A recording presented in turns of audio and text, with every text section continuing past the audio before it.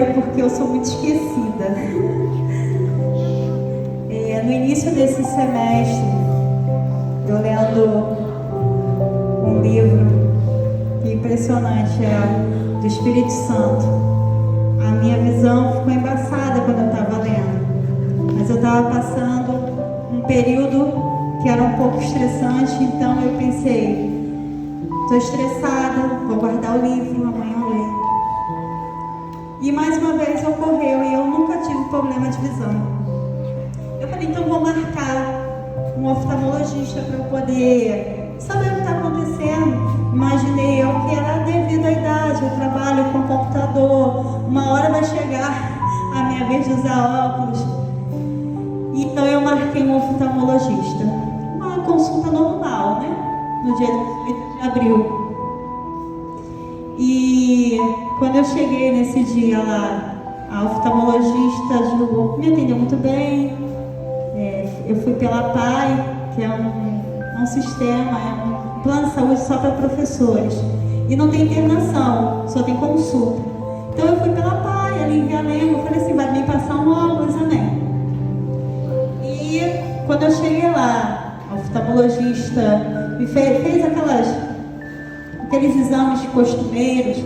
E aí ela me perguntou, o que te trouxe aqui? Eu falei, olha, eu fiquei com a visão embaçada e resolvi vir. Quem me conhece sabe que eu ignoro todas as dores do meu corpo. Do mesmo jeito que veio, eu acho que vai ter que ir embora. E não é característica minha, ainda mais em oftalmologista, sem problema de visão nenhum. E aí ela jogou a luz no meu olho e ela me perguntou esse olho. E ela me perguntou se você fez alguma cirurgia recentemente. E eu disse que não. E eu vi a médica mudando um pouquinho o jeito dela. Eu falei, tem alguma coisa aqui no meu olho. E ela ficou meio desconcertada. Ela falou, olha só, eu vou pedir para você vir num especialista que nós temos aqui de retina, porque você está com uma lesão no seu olho. Eu falei, amém. Isso foi no dia 18. Ele vinha aqui de 15 em 15 dias, toda sexta-feira. E quando eu cheguei para marcar, naquele dia mesmo, naquela semana, ele estava lá nessa clínica aqui em Realengo. Marquei o retinólogo, não me preocupei. E aí eu voltei lá no dia 20 de abril. E essa é a data que eu queria que vocês guardassem. No dia 20 de abril, eu fui nesse retinólogo, que é o nome do especialista que cuida de retina. E ele me atendeu muito bem, demorou um pouquinho. E aí quando ele jogou a luz, eu vi de novo o brilho do médico se apagando. Ele ficou meio desconcertado. Eu falei, gente, o negócio é sério. E aí ele me botou sentada numa cadeira e me falou, olha, tem todas as características, essa lesão tem todas as características de um melanoma de coroide, que é um câncer. Gente, só fui numa consulta. E aí ele me filmou, Sara, pode botar, e ele foi muito prestativo. Você pode ver que a minha é isso. Essa é uma lesão que estava no meu olho. E ele falou, eu vou ter que fazer 3 exames em você. Um é uma tomografia, outra é uma angiografia e a outra é uma ultrassonografia. E eu saí perplexa de lá. O Adriano estava na recepção e ele falou assim, o que houve? Eu falei, vamos embora, porque a minha vontade era chorar na hora. Eu falei, não, calma, né? Ele me explicou como seria o tratamento, porque ele tinha certeza, gente. Ele olhou e me viu e falou assim, o tratamento, calma, ainda falou assim, calma, o tratamento é uma braquioterapia, que é tipo uma radioterapia, só que coloca uma placa no olho e ela fica radiando. E eu fui para casa e eu cheguei a botar no grupo da família do Adriano, né, da nossa família, que eu estava no oftalmologista com o Adriano, batia fotinha, e depois eu não respondi mais. Aí a minha cunhada me perguntou, minha cunhada Aline me perguntou, Rafa, como é que foi? E aí eu já estava com fundo de olho dilatado e a visão fica turva. E quando eu retornei, eu vi que ela estava preocupada e eu não tive coragem de mentir para ela. Falei, Aline, você é da área da saúde, então eu vou te contar. O médico acha que eu estou com câncer no olho. E eu não contei para minha mãe, para não desesperar. E aí começou a mensagem, começou a minha oração. A princípio, não caiu a ficha, eu segui minha vida.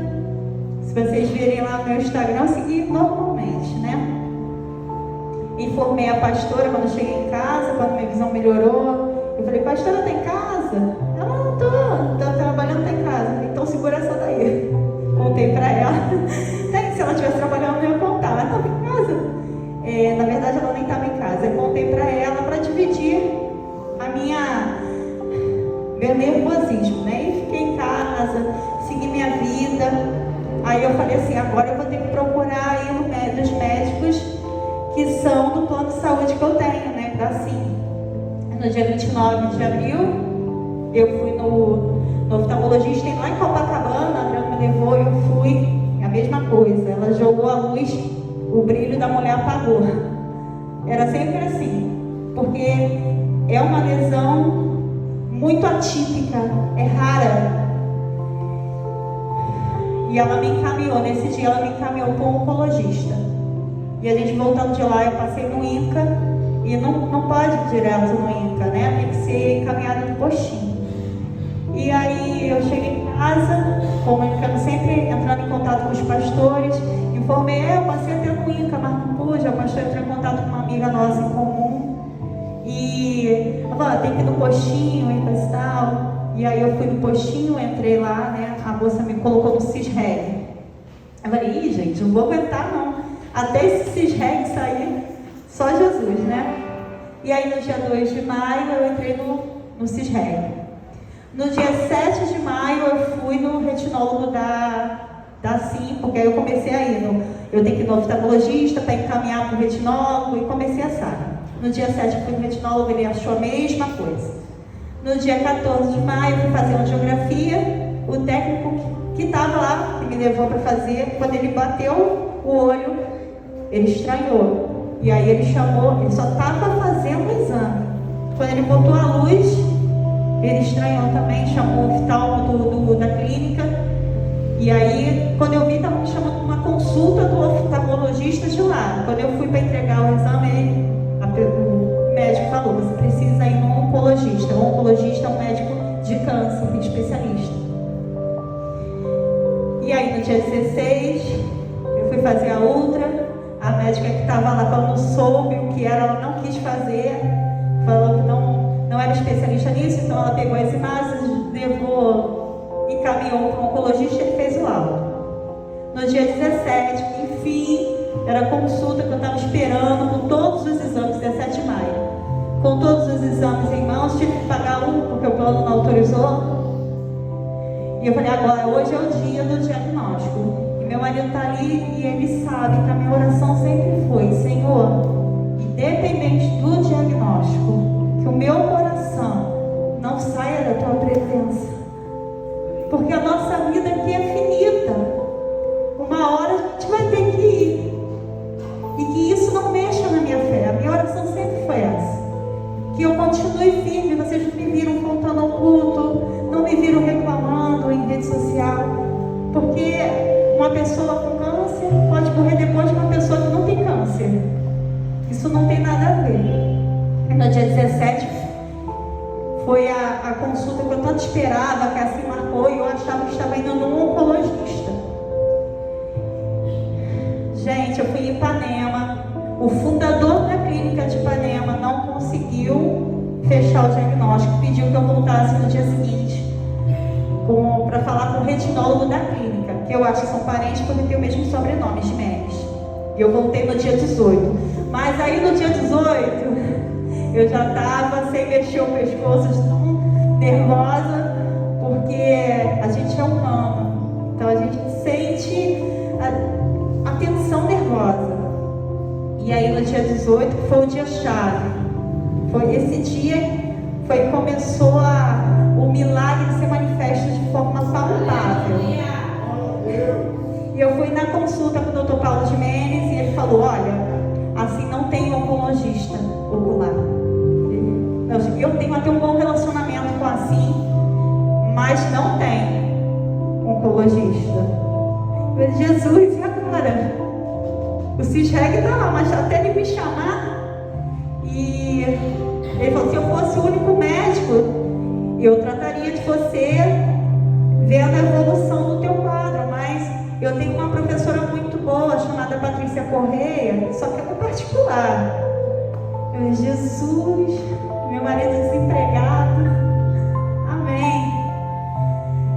Nesse dia 18, eu saí do consultório muito mal. Acho que foi o meu pior dia.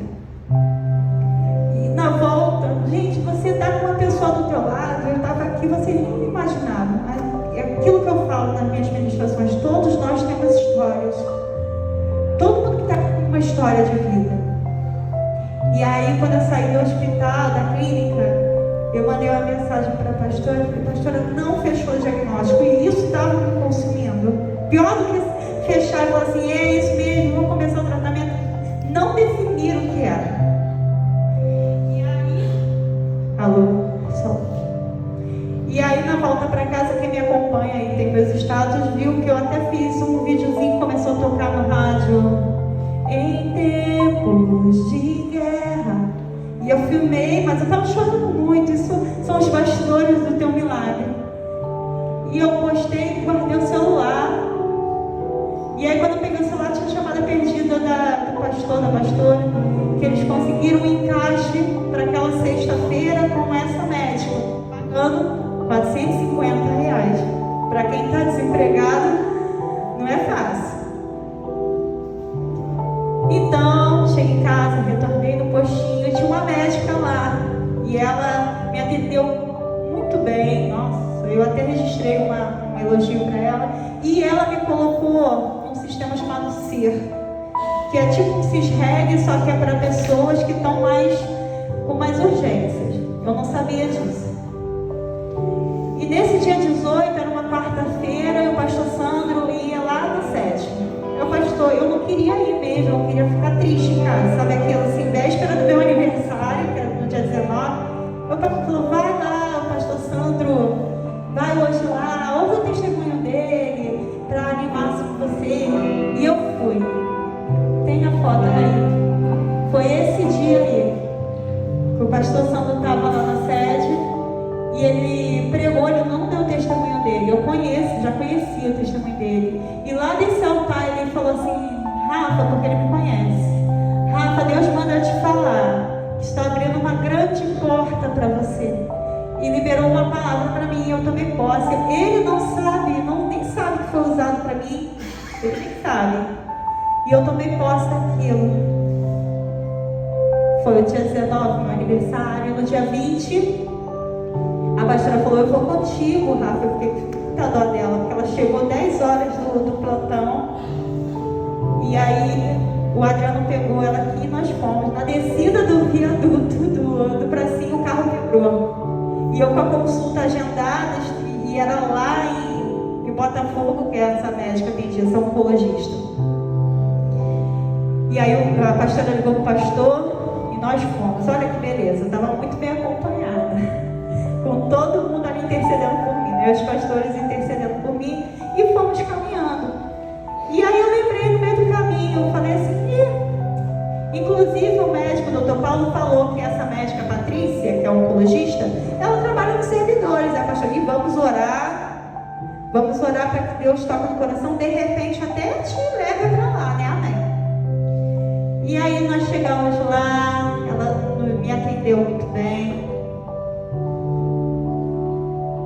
E a pastora foi conversando comigo: Rafa, você está sendo atendida aqui na Zona Sul. A gente tem que tocar no coração dessa médica para que ela te dê um encaminhamento para o público. Meus irmãos, eu vou contar o milagre, mas eu vivi o milagre. Eu sei que vocês vão ficar felizes por mim. É por isso que a gente tem que ter nossas próprias experiências. Mas eu vivi aquele momento. A pastora entrou comigo, ficou sentadinha, e aí ela jogou a luz no meu olho. Aí ela falou: olha, eu preciso refazer os seus exames, eu mesmo. Só que aqui vai ficar muito caro. Lá no Dr. Paulo você pagou? E aí eu virei para ela, já estava com o olho dilatado, nem estava vendo Eu falei assim, não, lá eu fui atendida pela Sim. Já passei o atestado da pobreza ali, né? Ela olhou assim pra mim e falou, você se incomoda se eu abrir um prontuário para você lá no Hospital dos Servidores? Meus irmãos, se isso não é um milagre, quem trabalha, eu não sabia que era tão difícil ter prontuário. Eu não sabia que isso era algo assim. Ela me ofereceu abrir um prontuário. Ela me ofereceu refazer os meus exames. E aí no dia 20, eu voltei para casa, ela falou, olha, não parece ser, mas nós vamos refazer os exames todos. Cadê a Sara? Ah, tá, pode botar ali, Sara. O encaminhamento, ela escreveu o outro. Ela escreveu letras garrafais, eu não estava vendo mesmo. Aí, ela falou, vou escrever aqui, que para você me procurar lá no Hospital dos Servidores, para ser atendido, vou abrir um prontuário para você lá. Nós vamos. Isso daí, e abrimos um tal prontuário. Pode vir agora. Bota o outro, deixa o outro lá. Isso, esse é o prontuário. E lá, meus irmãos, eu fui muito bem tratada. Os 3 exames que eu demorei quase um mês para fazer, eu fiz em 1 hora. E ela fez mais um exame. Tudo na hora. E aí ela lá é professora e tinha residentes e tinha internos perto dela e levantando as questões. Vem cá, mas aqui tem veias em volta. Não, mas não tem. Aquilo tudo eu lá, né? Com acesso aqui. Com acesso.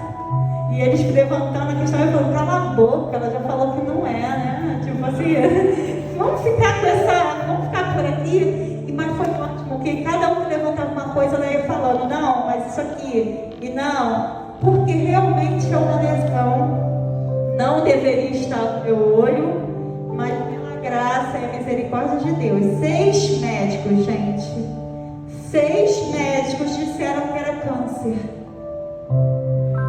mas não é. Glória a Deus. Eu até acredito que possa ter sido em algum momento. Pode até ter sido, mas Deus mudou o meu quadro. Deus mudou. O diagnóstico do homem não significa nada.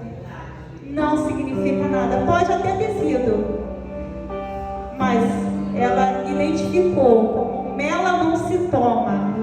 E talvez a minha visão embaçada nem esteja relacionada. É realmente toda uma lesão que caracteriza o câncer. Mas não é. Aleluia. É um melanocitoma típico. E essa oftalmologista, ela é top, vai levar meu caso para debater lá em São Paulo. Amados, Deus é tão misericordioso, tão bondoso, tão bondoso.